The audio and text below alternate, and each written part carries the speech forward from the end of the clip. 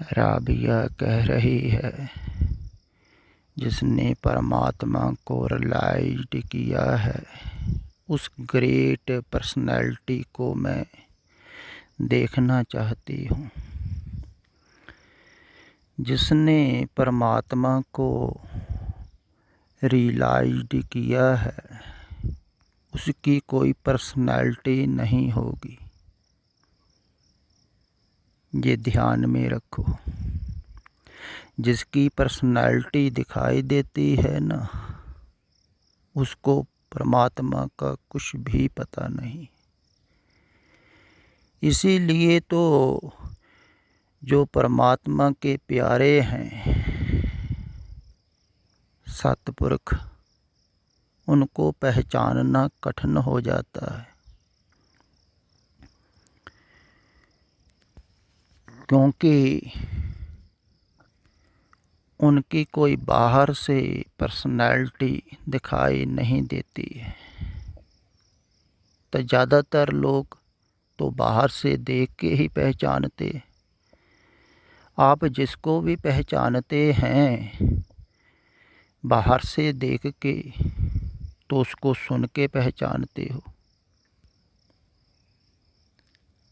अगर कोई पढ़ा लिखा आदमी है तो आप बाहर से देखोगे उसका सूट बूट, उसका ढंग, उसका बोल चाल, तो पहचानोगे कि इसकी कैसी पर्सनैलिटी है, ये कौन होगा। अगर कोई अनपढ़ है तब भी आप पहचानोगे बाहर से, उसकी बोल चाल, उसका बैठना उठना बाहर से देखोगे। तो ऐसे ही गलती ज़्यादातर लोग सतपुरखों को देखने में कर रहे हैं। अब नहीं कर रहे हैं, सदियों से ही ऐसी ही गलती आप लोग करते आए हैं। तभी तो अभी तक देख नहीं ना पाए सतपुरख को। ऐसा नहीं है सतपुरख नहीं हुए हैं, पीछे बहुत हुए। आप पास से गुजर आए हो, बाहर से देख के कि ये नहीं हो सकता। अब जैसे बाबा नानक हैं,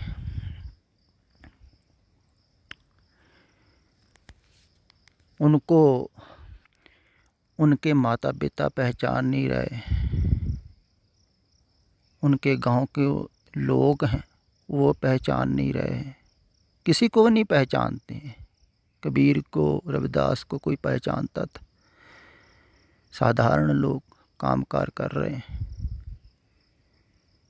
फिर ऐसा नहीं है कि अनपढ़ लोग नहीं पहचानते थे।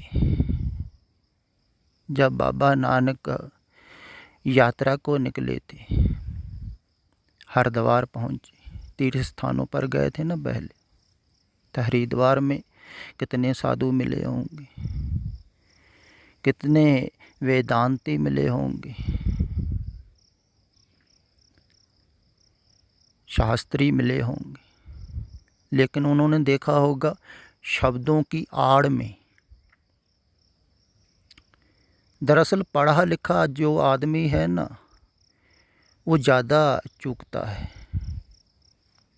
क्योंकि जो उसने पढ़ा है उसी के आधार पर ही वो सतपुरख को देखता है, परखता है।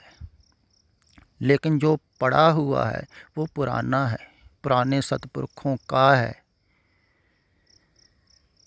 तो पुराने सतपुरखों के जैसे थोड़ी हैं जो मौजूदा सतपुरख होते। कोई नकल थोड़ी करते, वो नकलची थोड़ी। नकलची साधु महात्मा होते हैं, जो पीछे गद्दी पर बैठा है पहले की नकल करता है। ज़्यादातर लोग नकल करते हैं, बाहर से दिखाते हैं। दिखाने में बहुत लोग उलझ जाते हैं, देखते हैं क्योंकि बाहर से ही देखते हैं, तो बहुत लोग प्रभावित होते। कई बोलते बहुत अच्छा है, उनसे प्रभावित हो जाते, कई रूप से प्रभावित हो जाते। देखो कैसा ये साधु पुरख है, कितना कितना बड़ा दाढ़ा है, ऊपर केस हैं बड़े बड़े, रे ऋषि मुनि दिखाई देता। सिख बहुत प्रभावित होते हैं। अगर पूरे केस हों, किसी बाल हों किसी साधु के, अगर गंजा हो तो फिर नहीं होंगे। तो बाहर से देख के होते हैं ना। तो हर एक की अपनी अपनी धारणा है। तो साधु महात्मा भी जिस संप्रदाय में रहते हैं अपने साधुओं को देखते हैं वो वैसे थे, ये तो ऐसे है ही नहीं। तो कुछ भी नहीं मिलता है किसी का पुराने से, क्योंकि वो नया है तो वो बिल्कुल साधारण होगा। फिर उसकी कोई पर्सनैलिटी थोड़ी होगी। तुम ऐसा ख्याल करो जैसे छोटा बच्चा पैदा हुआ है, उसकी क्या पर्सनैलिटी है? कुछ भी तो नहीं है। क्या जानो, ऐसा हो जाता है सतपुरुष। उसका कोई अहोदा थोड़ी है, उसकी कोई शख्सियत थोड़ी है, वो घोषणा थोड़ी करता है। वो तो और विनम्र हो जाता है। तभी तो कहते हैं नीचा अंतर नीच जात नीची हूँ अत नीच, नानक तिन के संग साथ वड्डियां सो क्या रीस। हम नीचे हैं, बिल्कुल नीचे हो जाते हैं वो। उनको पहचानेगा क्या कोई?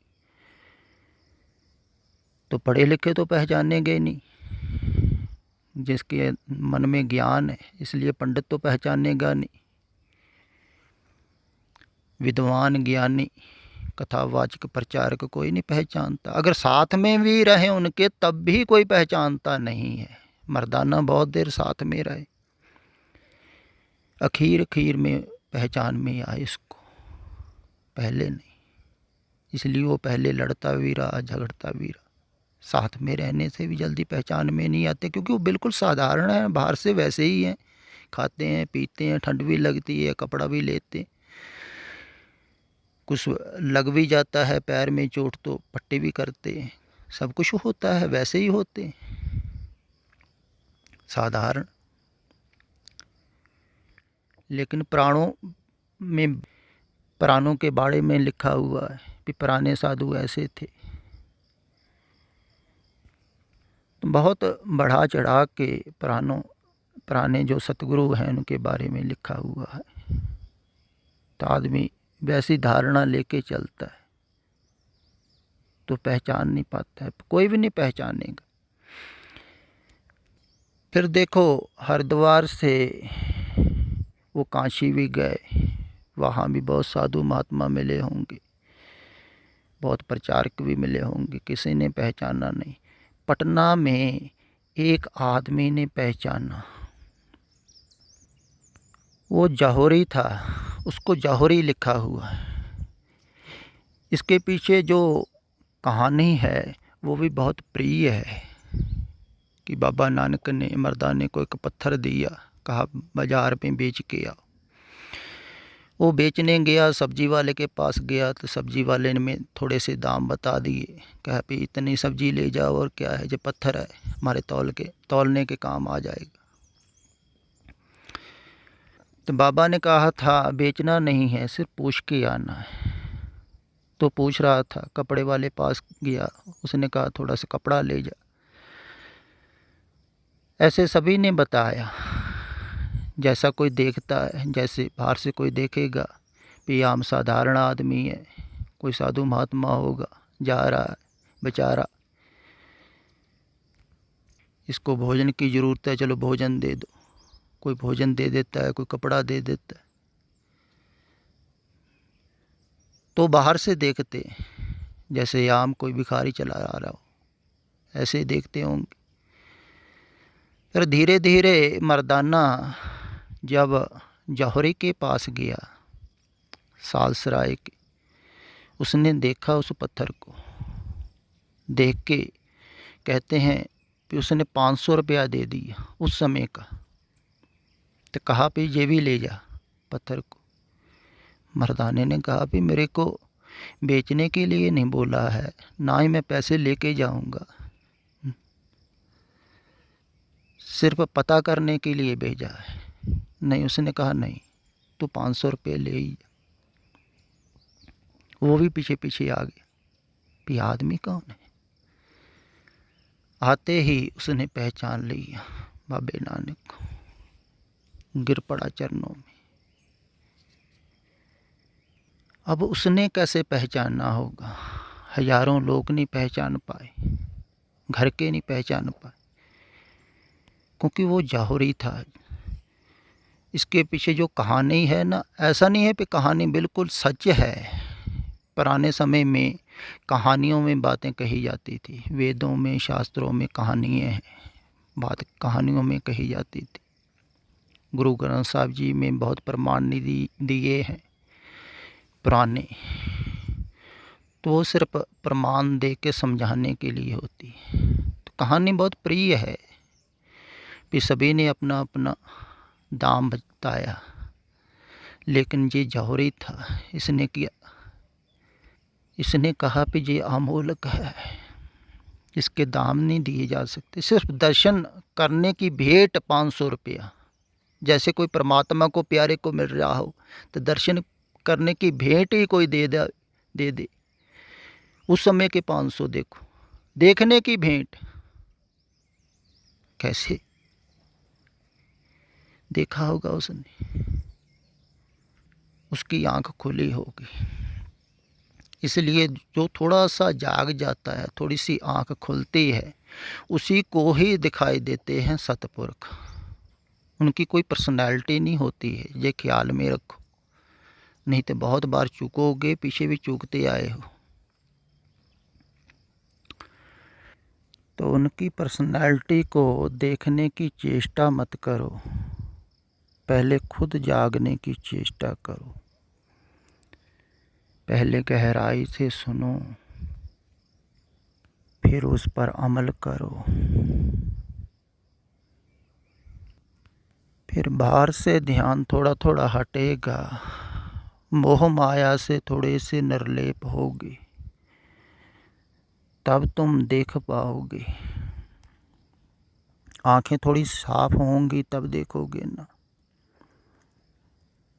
तभी विचारों का धुआं है आंखों पर, तो उसको साफ करो, आईने को साफ करो, शीशे को। असत से ध्यान हटाओ, तभी विचार कम होंगे, तो दर्पण साफ होगा, साफ साफ फिर झलकेगा। जैसे तुम बाहर देखते हो ना, बाहर देखते नहीं हो। जिनको पता है वैज्ञानिक, वो कहते हैं कि बाहर की तस्वीर आँखों के ऊपर बनती है, उसी को आप देखते हो। तो लेकिन सोचते हो आप बाहर देख रहे हो। ऐसे ही सतपुरख को आप बाहर देखते हो, बाहर से देखते हो, तो जो तस्वीर बन रही है वो विचारों के ऊपर बन रही है, तो देख नहीं पा रहे हो, देख पाओगे नहीं। अगर तुम थोड़े से भी जाग गए, निर्लेप हो गए संसार से, फिर तुम जान जाओगे। ऐसा नहीं मैं कह रहा हूँ तुम मुझे देख लोगे मैं कौन हूँ, नहीं। आप कोई भी आपको जागा हुआ पुरुष मिलेगा, आप पहचान जाओगे ये वही है। ये बातें भी निर्लेपता की करता है, कि झूठ से निर्लेप होना है, तो ये निर्लेप होगा। तो जो निर्लेप होगा वही मुक्त होगा ना। सिर्फ ऊपर से सुनकर ही नहीं आप समझ पाओगे। ये समझ का मार्ग नहीं है, मैं अक्सर कहता हूँ, बुद्धि का मार्ग नहीं। बुद्धि से पार जाना है, समझ को नहीं बढ़ाना है। तो समझदार अक्सर ज़्यादातर धोखा खाते हैं, क्योंकि वो बाहर से ही निर्णय लेते हैं, देखते हैं, सुनते हैं, सोचते हैं। तो जो थोड़ा सा जाग जाता है, उसी को वास्तविक में रियलाइज होता है। कुछ लोग तो भाषा से भी बहुत मोह करते हैं। हमारी भाषा थोड़ी होती है हमारी तुम्हारी, जिस सिर्फ काम चलाऊ है। अब पशु पंछियों की कोई भाषा नहीं है, उनका भी काम चल रहा है ना। ऐसे इंसान ने भाषा खोजी है काम चलाने के लिए। तो मैं आज हिंदी बोल रहा हूँ क्योंकि बहुत सारे श्रोते हैं जो पंजाब से दूर स्टेट में रहते हैं। वो कहते हैं पूरी पूरी पंजाबी समझ में नहीं आती। तो मेरे को ख्याल आया कि पंजाबी बोलने वाले तकरीबन सभी हिंदी समझ लेते हैं, तो हिंदी ज़्यादा लोगों की समझ में आएगी, ज़्यादा लोगों का भला होगा, ज़्यादा लोगों को रियलाइज्ड होगा ना। तो जिसने वास्तविक में जागना है, प्रभु की तरफ जाना है, वो भाषा की फिक्र नहीं करता। इसलिए प्रभु के प्यारे जहाँ जहाँ भी पैदा हुए, जिस माहौल में जहाँ जैसी भाषा चलती थी वैसी ही भाषा का उपयोग कर लिया, क्योंकि समझाना उन्हीं को है ना जो सामने। तो जो भाषा कोई सुनता है समझता है, उसके लिए वही भाषा का उपयोग कर देते हैं। तो भाषा द्वारा तुम समझो पहले जागने की कला। संसार की तरफ सोए हुए हो, संसार से दृष्टि हटाओ, मोह माया को छोड़ो, फिर अपने तरफ जागोगे। ये ख्याल रखो, जितने मोह माया थे निर्लेप होते रहे, छूटते रहे, उतने ही अपनी तरफ जागते रहोगे। जितने अपनी तरफ जागते रहोगे ना, उतने सुचेत होते रहोगे, होशपूर्ण होते रहोगे। तो जितने होशपूर्ण होगे उतना ही तुम ठीक ठीक सुनोगे गहराई से, फिर लाइज होगा।